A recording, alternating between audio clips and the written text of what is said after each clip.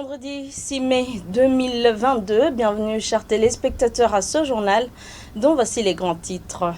Attribution de prix ce vendredi aux journalistes de différents médias burundais par le Conseil national de la communication, CNC en sigle. La présidente de ce conseil encourage les autres journalistes à traiter des sujets liés au développement. Vous suivrez les détails dans ce journal.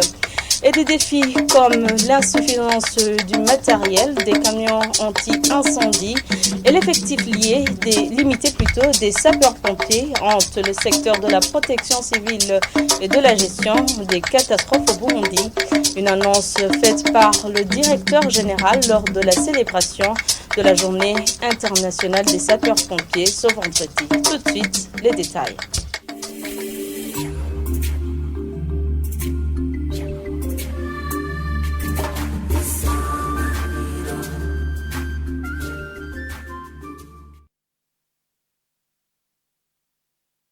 Burundais, Évariste Ndayishimiye, interpelle ceux qui détournent les deniers publics à couper court avec ses actions. Appel lancé ce 1er mai à la veille de la célébration de la Journée internationale du travail et des travailleurs. Selon lui, ces personnes entravent le développement du pays. Suivez-le.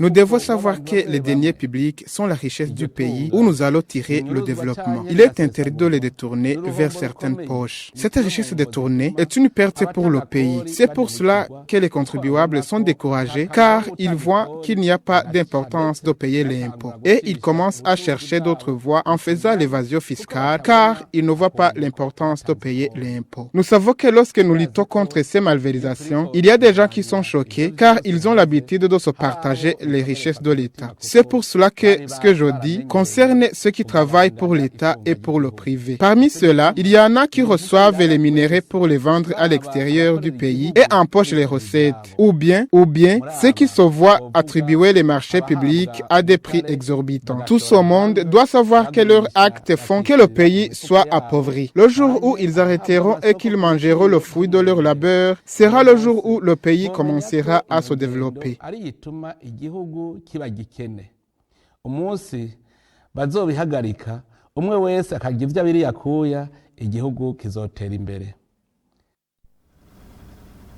Sept journalistes des différents médias burundais, dont la radio nationale, primés ce vendredi à travers le concours Prix Média, édition 2021. La présidente du Conseil national de la communication ayant organisé le dit concours indique que ces encouragements incitent d'autres journalistes à travailler sur des sujets liés au développement. Suivez-la.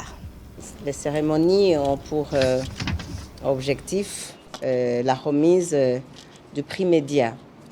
Le prix Média est organisé par le CNC il y a quelques années. Ce prix est décerné aux journalistes, sinon aux médias, qui ont excellé dans la production des articles qui ont trait à une thématique donnée. Cette année 2021 était en rapport avec la jeunesse et le développement, ou l'entrepreneuriat des jeunes au développement. Cela a pour objectif de inciter les autres journalistes à travailler de concert pour développer les thèmes qui sont choisis annuellement et qui vont dans le sens de donner un plus chez les consommateurs des informations. Certains jeunes entrepreneurs et se regrouper dans des coopératives.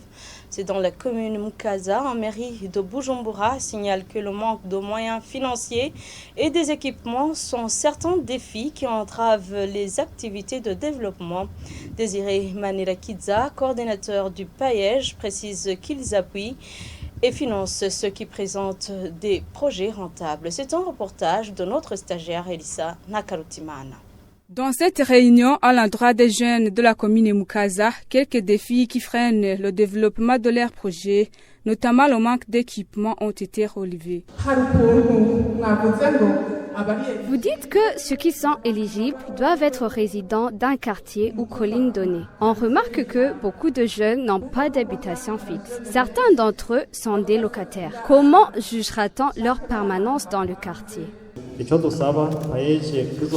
Demandons un soutien financier du PAEJ pour multiplier notre capacité d'employabilité de jeunes. Face à ces préoccupations, le coordinateur du programme d'autonomisation économique et d'emploi des jeunes répond que tous les projets bancables innovants sont financés.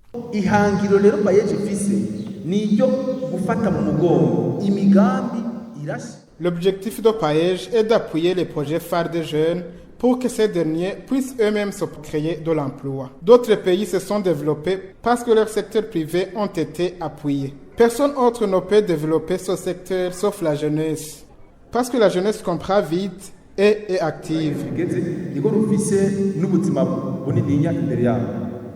Au cours de cette réunion, le coordinateur a déploré le désintéressement des filles et femmes concernant la soumission de leurs dossiers à ce programme d'autonomisation économique et d'emploi des jeunes.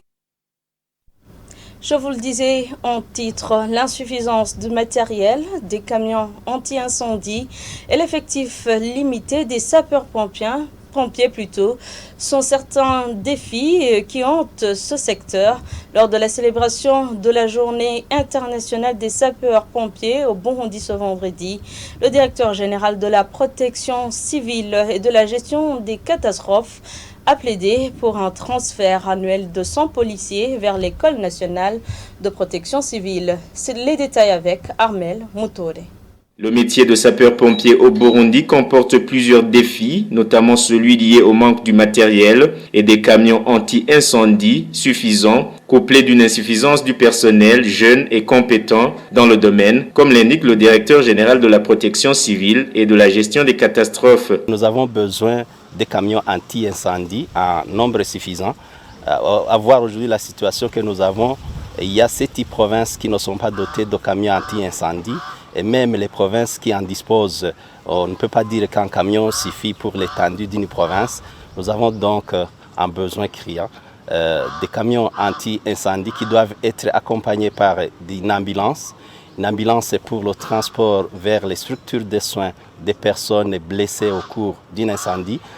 Mais aussi ces camions doivent être accompagnés par des camions citernes pour l'approvisionnement en eau. Ils demandent que 100 lauréats de l'école de police leur soient transférés chaque année à l'école nationale de la protection civile pour qu'elle soit fonctionnelle. Nous demandons le transfert ou l'affectation d'au moins 100 policiers, toutes catégories confondues, lauréats des centres de formation de la police nationale du Burundi pour qu'on puisse opérationnaliser l'école nationale de la protection civile et ainsi on pourrait créer des stations de sapeurs-pompiers dans les 3 communes urbaines de la mairie de Bujumbura.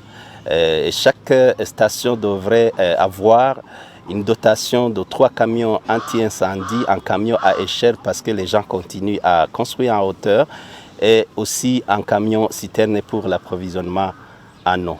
La Direction générale de la protection civile et de la gestion des catastrophes recommande à l'État de faire appliquer le Code des assurances dans toutes ses clauses et à la Régie des eaux de leur faciliter le travail en disposant des bouches d'incendie dans les quartiers. Le Code des assurances exige que tous les bâtiments à caractère administratif et commercial doivent souscrire de manière obligatoire à l'assurance.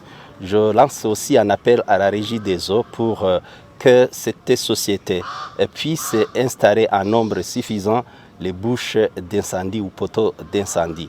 Je lance aussi un appel aux sociétés d'assurance de développer une campagne de sensibilisation pour que les gens puissent être sensibles, parce que les gens peuvent ne pas être mieux informés pour que les gens puissent contracter des engagements auprès de ces compagnies d'assurance. Ces cérémonies de la célébration de la Journée internationale des sapeurs-pompiers qui était à sa première édition au Burundi, se sont clôturés par des exercices de simulation d'intervention anti-incendie.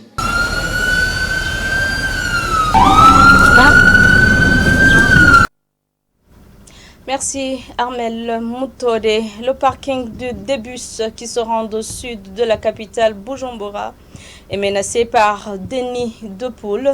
Certains des chauffeurs qui se sont entretenus avec la télévision Isanganiro disent qu'ils endommagent leurs engins de transport. Ils demandent au maire de la ville de Bujumbura d'aider pour la réhabilitation de ce parking. Le point avec notre stagiaire Dushime Vanilla. Nous sommes au parking sud de Bujumbura où se trouvent des gros trous qui le menacent. Certains des conducteurs et des transports en commun disent que les véhicules sont toujours en panne. Les trous qui se trouvent ici causent beaucoup de dégâts. Nos voitures sont toujours en panne à cause de ces trous. Ces trous causent pas mal de dégâts. Nos véhicules sont toujours en mauvais état à cause de ces trous. Le parking est aussi en mauvais état. Il y a des gros trous. Comme vous voyez, ces gros trous font vraiment peur. Certaines pièces de nos véhicules, à savoir les lames, les amortisseurs, sont endommagées. Ce qui fait que nos véhicules soient toujours à réparation. Il demande si c'est possible aux autorités habilitées d'effectuer une visite sur terrain et voir l'état de ce parking afin de le réhabiliter. Nous demandons si c'est possible que la mairie de Bujumbura nous aide à la réhabilitation de ce parking pour éviter les dégâts matériels qui s'observent à cause de ces trous. Nous demandons si c'est possible que le maire de la ville effectue une visite et voir à quel point le parking est en mauvais état. Nous demandons aussi la réhabilitation de ce parking. Ceci est comme ça, alors que chaque mois, ils doivent verser au compte de mairie une somme équivalente à 21 000 francs pour le stationnement. Quittons la mairie de Bujumbura pour la province Rumongue.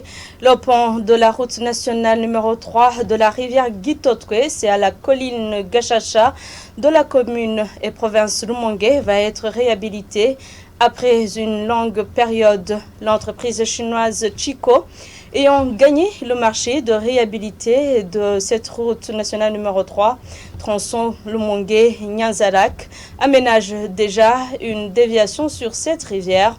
Les usagers de cette route voudraient un début effectif des travaux de réhabilitation de cette route.